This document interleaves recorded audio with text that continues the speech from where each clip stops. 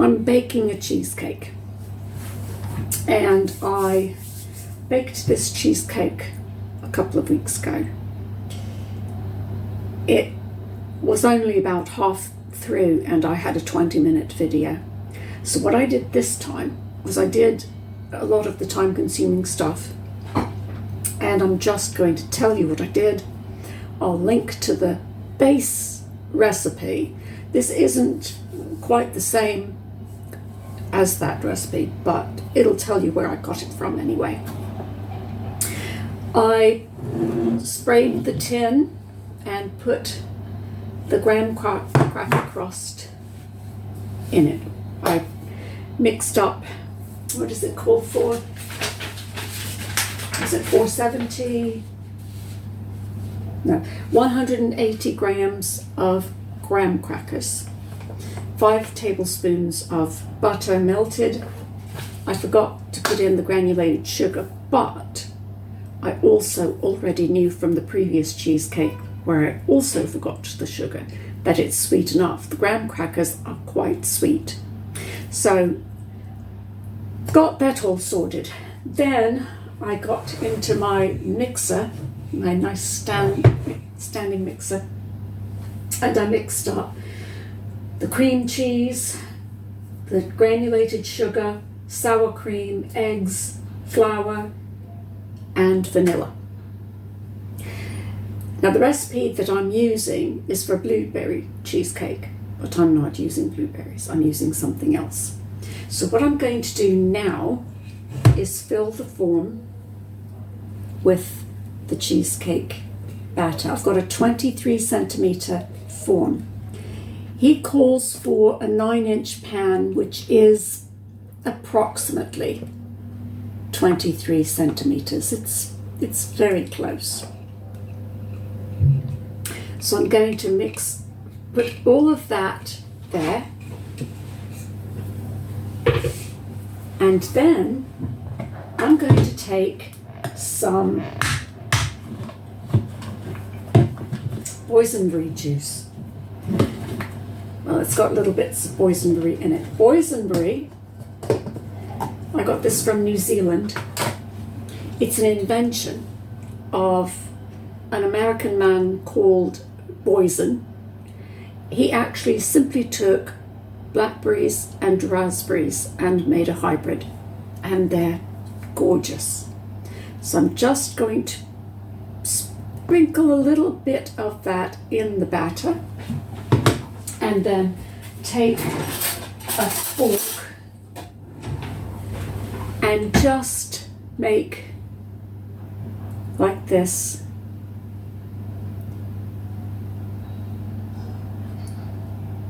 Little swirls with the fork to,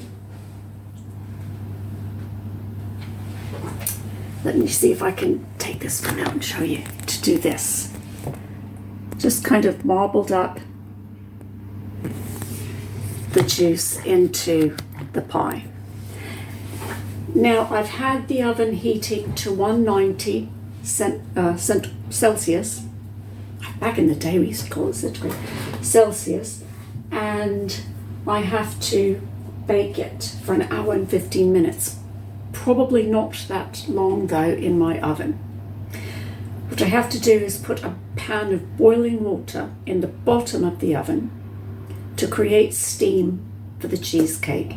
My oven doesn't take as long as an hour and 15 minutes. It's only about an hour. What I need to do is check the cheesecake every 10 or 15 minutes, sooner as it begins to brown, because you don't want it to get too brown. You have to tap the pan a bit like this. What that does is get out any air bubbles. And because I sprayed the bottom of the pan, it won't stick. And it looks quite bubble free. So now I'm going to put it in the pan, in the oven, with the pan of water for steam. And I will show you when it's done, when it comes out, what it looks like, and we'll have a much shorter video. This is already 5 minutes, just me explaining to you what I've done. And so this, I think, will be better. Okay, I have it out of the oven and I've cooled it just enough so that it won't get steamy as I'm showing you what it looks like. This is what it is finished like. It's beginning to sink a little bit. When it first came out, it was a bit rounded across the top, and I didn't really like that because I'm going to decorate it tomorrow. If it stays like this, it'll be perfect. So it's got just what I need to put some filling and decorating in there as I planned. So now it has to cool overnight, and tomorrow we'll do this again and I'll show you the decorating, and hopefully we won't end up with a 20-minute video, but we'll see. The cheesecake, as you can see, fell, but the reason for that, I think, is because when I was putting it into the oven, it slipped out of my hands and dropped, and I think that caused that.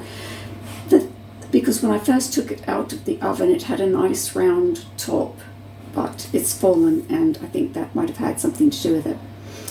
I put a foil hood on top of it to stop it getting too brown when I began to see this, but I think the problem with this recipe is that the temperature, I think, for my oven is too high, because this is a little bit too dark, and it was like this after 20 minutes. I'm supposed to bake this for an hour and 15 minutes, and after 40 minutes I decided it was just getting too brown. The middle is done and this was just getting too brown, so I'm going to tweak that time and temperature a bit and see what I can do. But the cake is done and it looks gorgeous.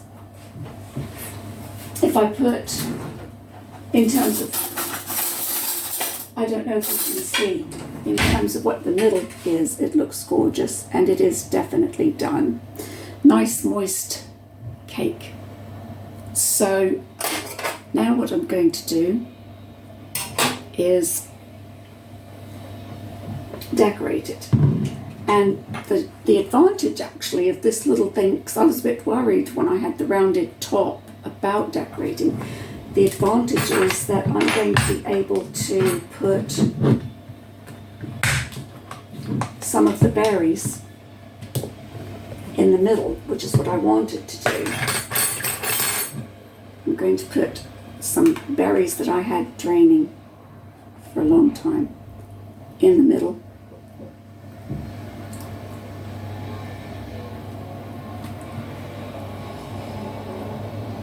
Then I'm going to try to shape them in a bit of a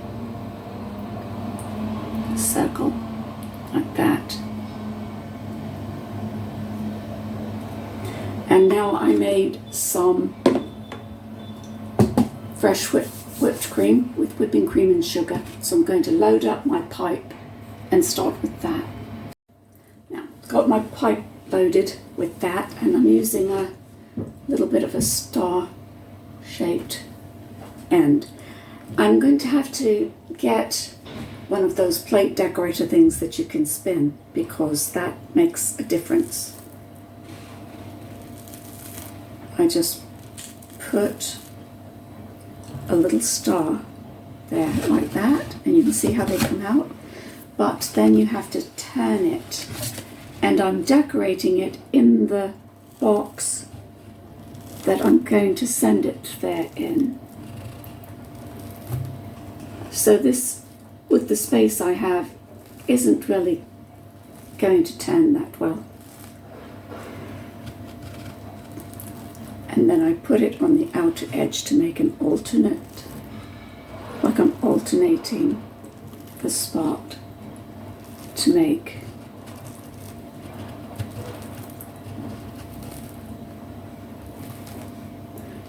I'm getting better at controlling the pipe,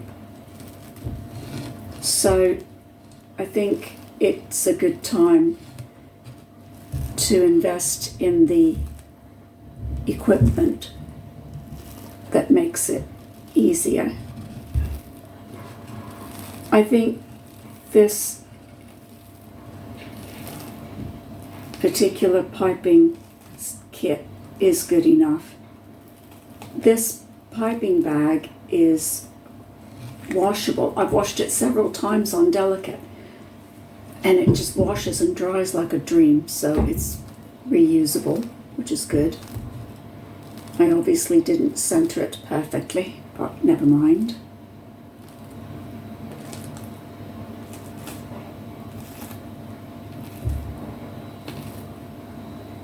Can't see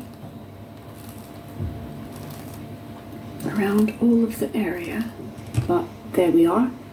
And then one on the top, and there we have it. One decorated cake. Now what I'm going to do, just because it's a bit brown, is I'm going to finish covering the side a bit, just to kind of make it look a little bit less. I mean, the cake is perfectly good, it just doesn't look the way it's quite the way it's supposed to look, actually. And I guess that as I figure out how my oven works with this recipe, it will get better. Because as he says, as we all know, everyone's oven is different, so the temperature is going to be different. And I think quite obviously it's going to be a lot lower. If I'm going to be baking this for an hour and 15 minutes, it's going to have to be a lot lower temperature. But the taste is good. I did taste the one that I had tried previously, because I tried baking it in a square pan, which he says in the recipe, printed recipe, can be done. No, it can't. But I did get a taste of the middle where it was had come out properly. And it is a very delicious cheesecake, this berry cheesecake. So at least the taste is good. But as I figure out more of these tweaking things, and it seems inevitable that when we're following someone else's recipe, we're going to need to tweak it. But as I get that done, it will continue to get better. And I've got this cake box that I'm going to fold up around it for them to carry it in, which is because it's too big for the way I sent it last time.